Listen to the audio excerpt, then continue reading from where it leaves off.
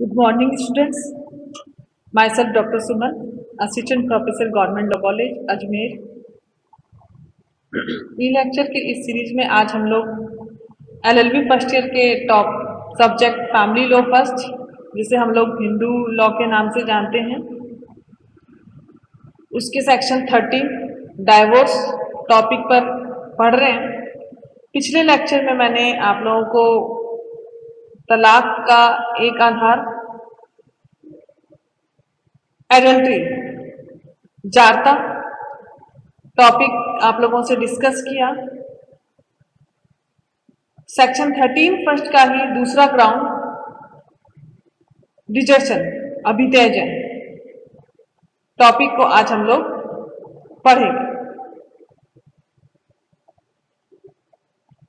Any marriage solemnized whether before or after the commencement of this act may on a petition presented by either the Hindu, either the husband or the wife, be dissolved by a decree of divorce on the ground that the party has deserted the petitioner for a continuous period of not less than 2 years immediately preceding the presentation of the petition.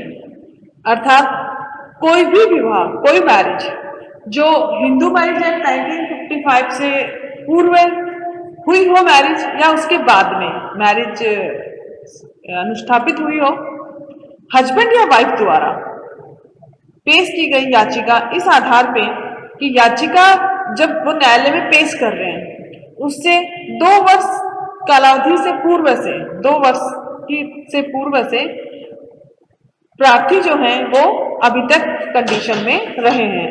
अभी तक से तात्पर्य है यहाँ पे त्याग कर देना, एक दूसरे को त्यागना। अर्थात त्यागना, अभित्यजन एक पक्षकार द्वारा दूसरे पक्षकार का बिना किसी कारण के एक दूसरे से, क्योंकि यहाँ पे हस्बैंड वाइफ की रिलेशनशिप है तो एक दूसरे के साहचर्य से अलग कर लेना यहाँ पे त्यागना कहलाएगा। और विदाउट कंसेंट स्थायी रूप से रेपुडिएट कर देना अपनी रिलेशनशिप को, क्योंकि अभित्यजन जो है मैरिज के पर्पस से किसी स्थान मात्र का त्याग नहीं है कि जैसे एक व्यक्ति घर छोड़ के चला गया तो स्थान मात्र का त्याग नहीं है, ये है उन दोनों के बीच की अवस्था का त्याग। ये एक आचरण है, उनका कंडक्ट है जिसमें वो हस्बैंड वाइफ की रिलेशनशिप का त्याग कर देते हैं, अर्थात छोड़ देते हैं आपस में एक दूसरे को।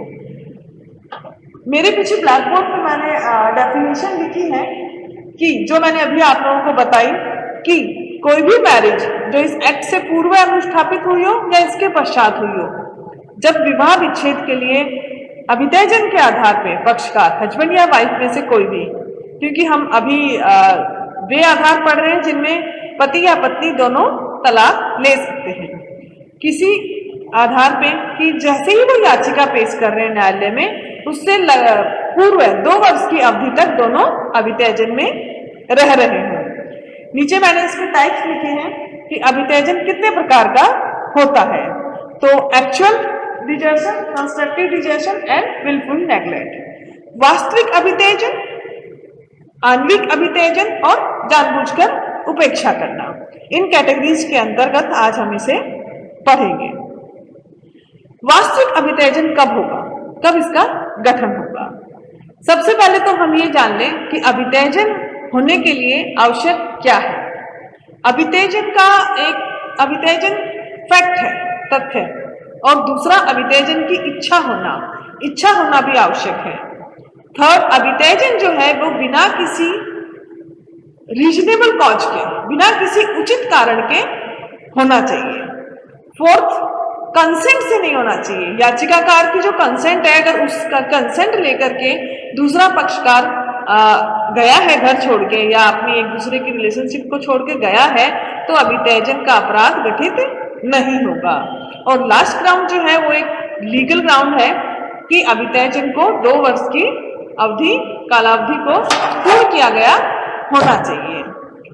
फर्स्ट जो है फैक्ट्स और विल, तथ्य और इच्छा होना, ये डिफेंडेंट से संबंधित है, प्रतिपक्षी से संबंध रखते हैं, अर्थात अभित्यजन करने वाले पक्षकार ने दूसरे पक्षकार को स्वेच्छा से छोड़ दिया, स्वेच्छा से उसका परित्याग कर दिया हो। और थर्ड जो है, अभित्यजन बिना किसी औचित्यपूर्ण कारण के होना चाहिए और अभित्यजन में उसने कंसेंट नहीं दी हो, ये दूसरे पक्षकार से संबंधित है। क्योंकि कई बार ऐसा होता है कि फैमिली में ऐसी परिस्थितियां उत्पन्न हो जाती है दूसरे पक्षकार के कारण या पार्टनर के कारण, जिससे कि एक पक्षकार घर छोड़ने को विवश हो जाता है। इसलिए दूसरे जो दो बीच में जो दो इसके आवश्यक तत्व हैं कि विदाउट कंसेंट और विदाउट एनी रीजनेबल कॉज, ये दूसरे पक्षकार से रिलेटेड है। अब अभित्यजन का तथ्य और इच्छा, इन दोनों को हम एक साथ समझ लेते हैं कि फैक्ट मतलब अगर देखिए, अगर कोई पक्षकार छोड़ के चला गया या परिस्थितियों का त्याग कर देता है तो ये होगा फैक्ट। और इच्छा होना, जैसे मान लीजिए हस्बैंड रोज कहता है कि हम तुम्हारे साथ नहीं रह सकते, तुम्हारे साथ नहीं सरवाइव कर सकते, रह ही नहीं सकते, और फिर भी वो घर छोड़कर नहीं जाता है, घर ही पे बना रहता है, तो यहाँ पे उसकी इच्छा तो है लेकिन फैक्ट नहीं है, तथ्य मौजूद नहीं है। इसलिए अभित्यजन का अपराध गठित होने के लिए फैक्ट और विल, तथ्य और इच्छा दोनों एक साथ होना आवश्यक है। क्योंकि यहाँ पे जैसे कि एक और एग्जांपल से समझिए कि एक हस्बैंड जो है अपनी वाइफ को कह के जाता है कि वो कहीं जा रहा है, काम से वो बाहर जा रहा है और वो आ जाएगा, 3-4 महीने तक वो वापस नहीं आता है। तो यहाँ पे क्या है, जब वो घर छोड़ के गया तब उसकी इच्छा नहीं थी, जा रहा था, फैक्ट था, और जब वो वापस नहीं आया तो उसकी इच्छा हो गई। तो फैक्ट और इच्छा, तथ्य और इच्छा दोनों का विद्यमान होना बहुत आवश्यक है।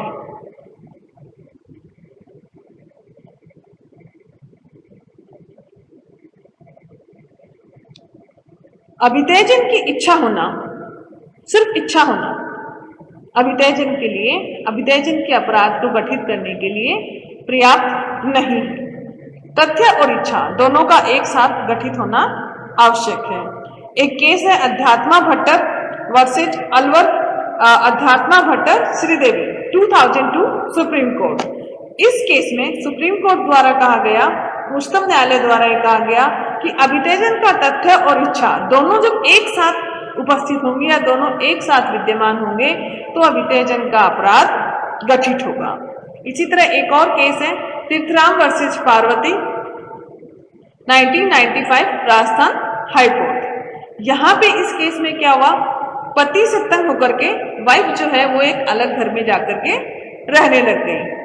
वाइफ चाहती थी कि उसका हस्बैंड जो है उसके साथ आके रहे और अपने पूरी फैमिली को छोड़ के उसके साथ वो एक अलग घर बसाए।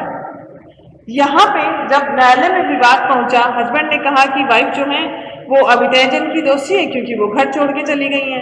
अब देखिए यहाँ पे क्या है कि वाइफ चली गई है, फैक्ट है, बट उनकी इच्छा साहचर्य संबंधों का या हस्बैंड वाइफ रिलेशनशिप को छोड़ना नहीं है, वो उस परिस्थिति में नहीं रह पा रही है। इसलिए न्यायालय ने यहाँ पे वाइफ को अभित्यजन का दोषी नहीं माना। न्यायालय ने कहा कि उसकी इच्छा विद्यमान नहीं है, वो सिर्फ और सिर्फ इतना कह रही है कि उसका हस्बैंड उसके साथ आके आए और एक अलग घर बसाए। इसी तरह एक और केस विनय वर्सेस निर्मला 1991 गुवाहाटी हाईकोर्ट। यहाँ पे भी हस्बैंड ने बिना वाइफ ने अपने हस्बैंड की कंसेंट से पहले वो घर छोड़ के चली गई, क्योंकि वाइफ क्या है अपने इन लॉज फैमिली के साथ बहुत ही मिसबिहेव करती थी। तो हस्बैंड ने उसे कहा कि तुम चली जाओ। अब कोर्ट ने कहा कि इस आचरण से उसके घर छोड़ने की इच्छा स्पष्ट हो जाती है, क्योंकि घर पे अगर सौहार्दपूर्ण वातावरण नहीं होगा तो फिर अभित्यजन का रीजन या अभित्यजन या किसी और वजह हो सकती है कि वो उस घर में या उस परिस्थिति में नहीं रहना चाहती। इसी तरह एक लीडिंग केस है, प्रमुख वाद है विपिन चंद्र वर्सेस प्रभावती 1957 सुप्रीम कोर्ट। यह मामला जो है एक अभित्यजन की पूरी स्थिति को, वास्तविक, आणविक और जानबूझकर उपेक्षा, इन तीनों स्थिति को स्पष्ट कर देता है कि अभित्यजन कैसे गठित होता है, अभित्यजन के आधार पे किस तरह से या अभित्यजन किन परिस्थितियों में हो सकता है। इस केस में क्या हुआ कि यहाँ पे जब याचिका पेश की गई तो 4 वर्ष का आधार अभित्यजन का आधार उन्होंने बताया। मैरिज के पश्चात दोनों पक्षकार काफी टाइम तक आराम से एक दूसरे के साथ खुशी से रहते रहे। हस्बैंड की फैमिली जो है वो एक जॉइंट फैमिली थी।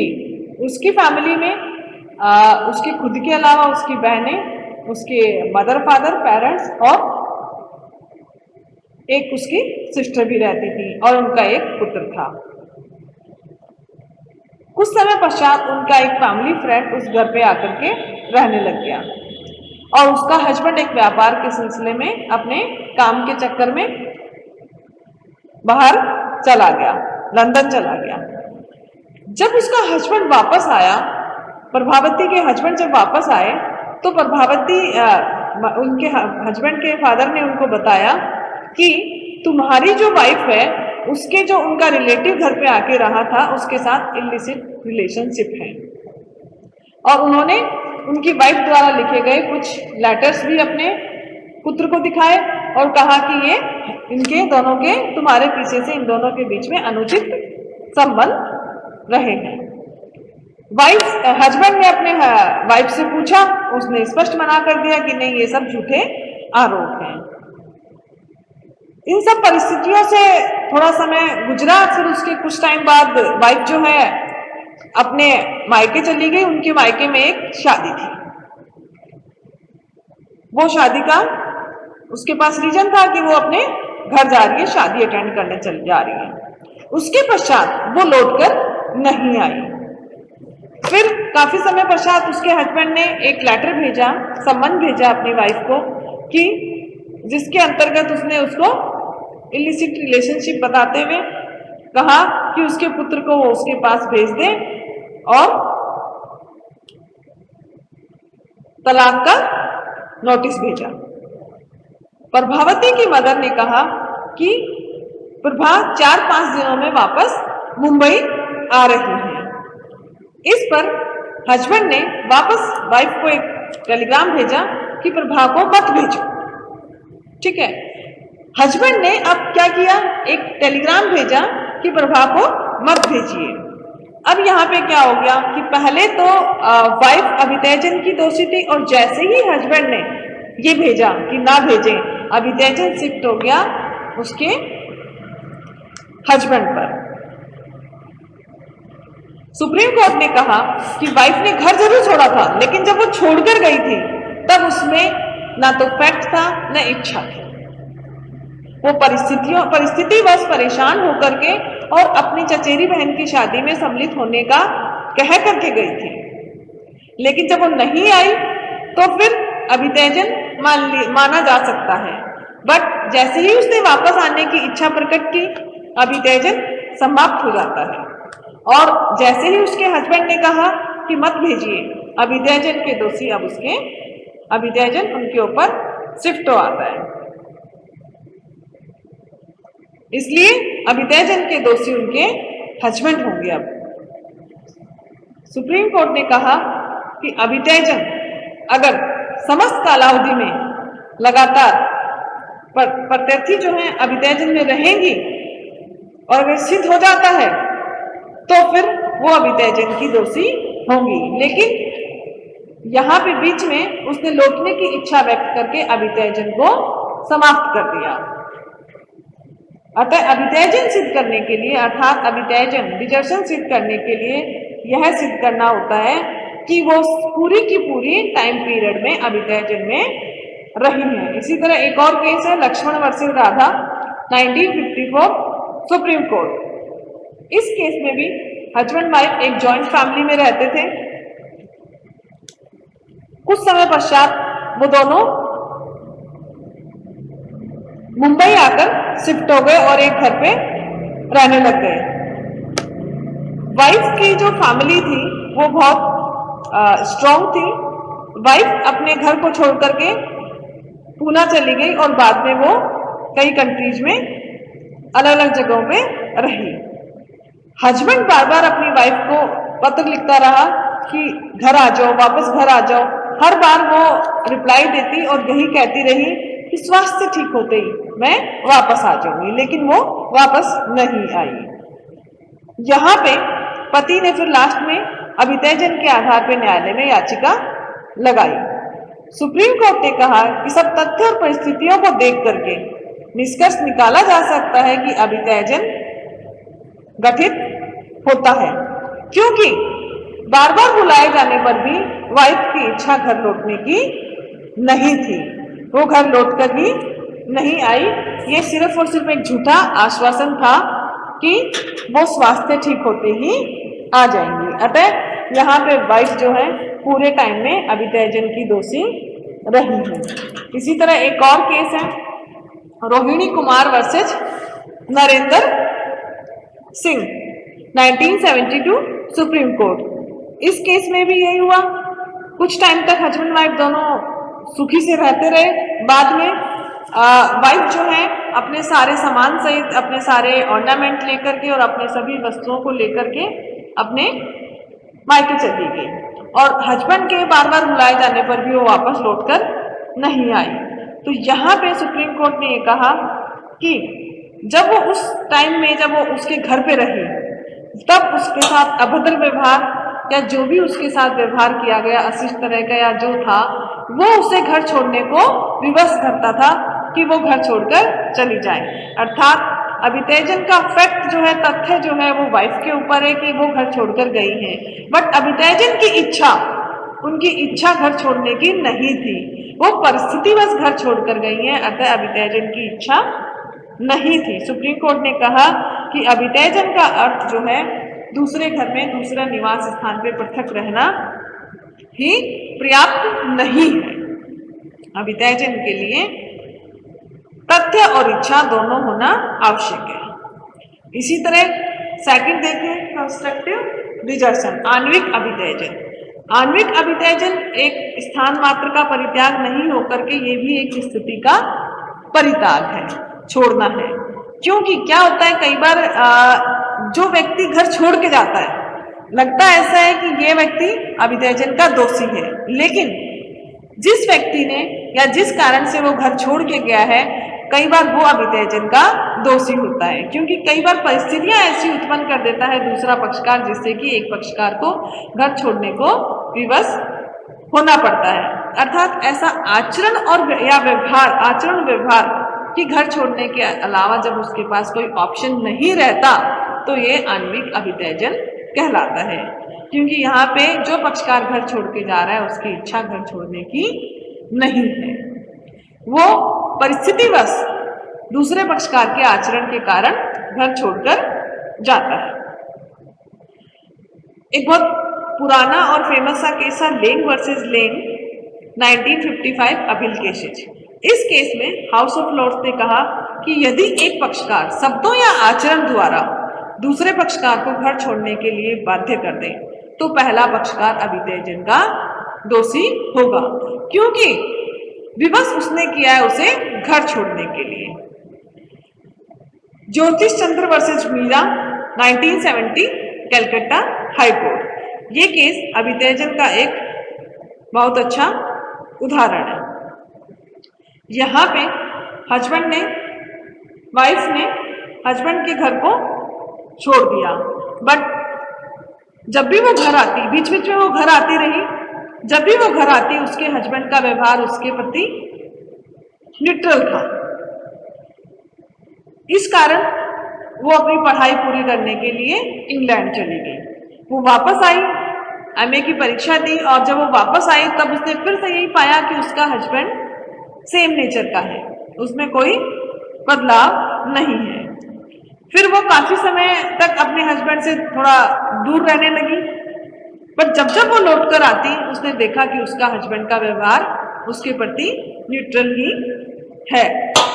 फिर उसने परेशान होकर के, वाइफ ने ये देखा कि मैं कोई नौकरी ज्वाइन कर लेती हूँ और उसने नौकरी ज्वाइन कर ली। वह अपने हस्बैंड के घर में हमेशा ही उसका लाइफ जो था वो कलहपूर्ण और ऐसी हो गई, मतलब हस्बैंड के प्रति बिल्कुल मौन रहना जैसी ऐसी लाइफ हो गई।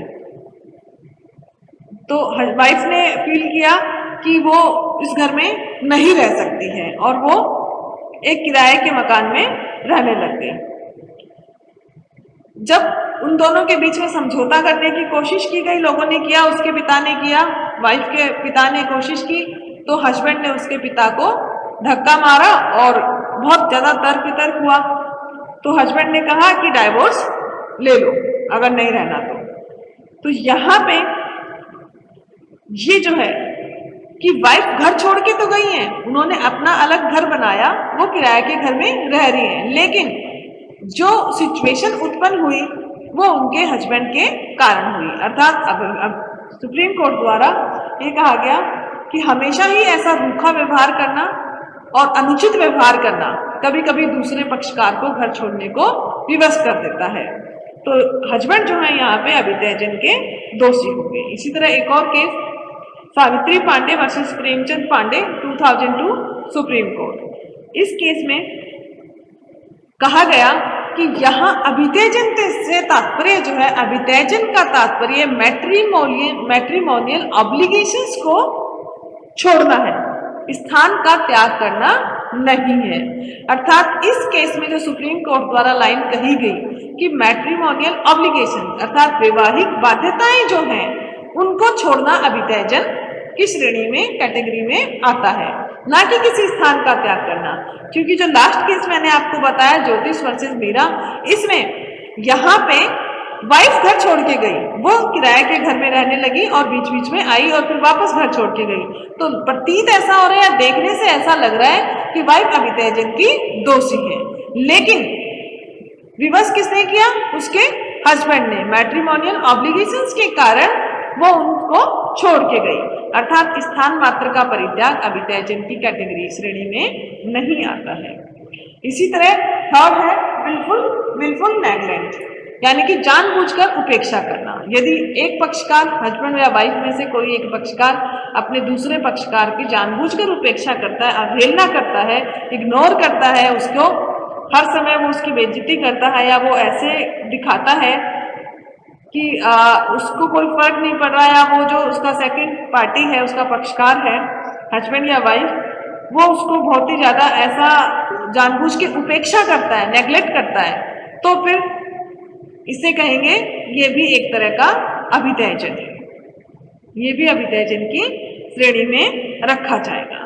अब बात आती है बिना किसी औचित्यपूर्ण कारण के, विदाउट एनी रीजनेबल कॉज। अर्थात अगर किसी के पास उचित रीजन है छोड़ने का, जैसे किसी का स्वास्थ्य खराब है या किसी की सर्विस बाहर है, नौकरी है, तो फिर उनके पास एक सफिशिएंट कारण है, रीजन है कि वो उस घर का त्याग करके दूसरे घर पे रहे। बट अगर ऐसा कुछ भी नहीं है तो ये माना जाएगा कि विदाउट एनी रीजनेबल कॉज वो घर छोड़ के रह रहे हैं। And the fourth essential element is without consent, कि अगर वो उस पक्षकार की, अपने सेकंड पक्षकार की कंसेंट के बिना गए हैं, अगर कंसेंट दी है तब तो अभित्यजन का अपराध गठित ही नहीं होगा, क्योंकि दोनों की सहमति है अलग रहने में। अगर कंसेंट नहीं दी गई, उसकी कंसेंट के बिना वो छोड़ के गए हैं, तो फिर अभित्यजन गठित होगा। एंड लास्ट इज वैधानिक कालावधि, कि 2 वर्ष की कालावधि तक वो दोनों अभित्यजन में रहने चाहिए, अर्थात एक दूसरे से अलग रहने चाहिए, तभी न्यायालय में अभित्यजन के आधार पे विवाह विच्छेद की याचिका लगाई जा सकेगी। अब बात आती है कि ये सब चीजें हैं और न्यायालय में याचिका लगा दी, तो अभित्यजन समाप्त कैसे होगा? ठीक है, कैसे हम इसे समाप्त कर सकते हैं? क्योंकि अभित्यजन जो अभी तक है, जैसे क्रूरता आप पढ़ेंगे आगे, क्रूअल्टी है, या आपने पिछले चैप्टर में, पिछले लेक्चर में पढ़ा एडल्ट्री, जारता, ठीक है, ये हमने पिछले उसमें पढ़ा। अब ये तो क्या थे कि अपराध थे, हो गए और ठीक है, बट अभित्यजन क्या है? एक कंटिन्यूअस ऑफेंस है, लगातार चलते रहने वाला अपराध है, कंटिन्यू चलेगा।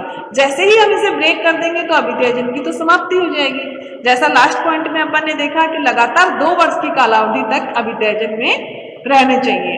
अब मान लीजिए उससे पूर्व 2 वर्ष पूर्व होने से पहले ही वाइफ या हस्बैंड, जैसे वाइफ छोड़ के गई है तो वो घर वापस आती हैं और दोनों के बीच में सब सही है, तो अभित्यजन के आधार पर न्यायालय में याचिका लगाई ही नहीं जा सकती। इसलिए अभित्यजन की समाप्ति कैसे होगी, अभित्यजन समाप्त कैसे होगा, सिर्फ और सिर्फ 2 आधार उपलब्ध हैं। 2 आधारों पर ही अभित्यजन को समाप्त किया जाता है, resumption of cohabitation and resumption of marital intercourse, अर्थात दोनों के बीच में जब दाम्पत्य जीवन का पुनरारंभ हो जाता है और दोनों के बीच में आराम से एक दूसरे के साथ रहते हैं। अगर वो अभित्यजन छोड़ करके एक दूसरे के साहचर्य में रहते हैं, एक दूसरे के साथ आ जाते हैं, तो अभित्यजन समाप्त हो जाता है। जैसे विपिन चंद्र वर्सेस प्रभावती के केस में हुआ, प्रभावती ने जैसे ही कहा कि वो घर वापस आ रही हैं, अभित्यजन समाप्त हो गया, और जैसे ही विपिन चंद्र ने कहा कि प्रभा को मत भेजो, अभित्यजन उनपे, अभित्यजन के दोषी, अब वो उस दिन से अभित्यजन फिर उनके ऊपर शिफ्ट हो गया और अभित्यजन स्टार्ट हो गया। अर्थात अभित्यजन जो है एक डिलेशन है, एक लगातार चलते रहने वाला अपराध। अब इसे सिद्ध कौन करेगा, बर्डन ऑफ प्रूफ किस पर होगा कि अभित्यजन का अपराध गठित हुआ है। अभित्यजन सिद्ध करने का भार याचिकाकार पर होगा। जो सिद्ध करेगा, जो इस याचिका लगाता है कि प्रतिपक्षी जो है अभित्यजन में रहे हैं, वही इसे सिद्ध करेंगे, प्रूव करेंगे।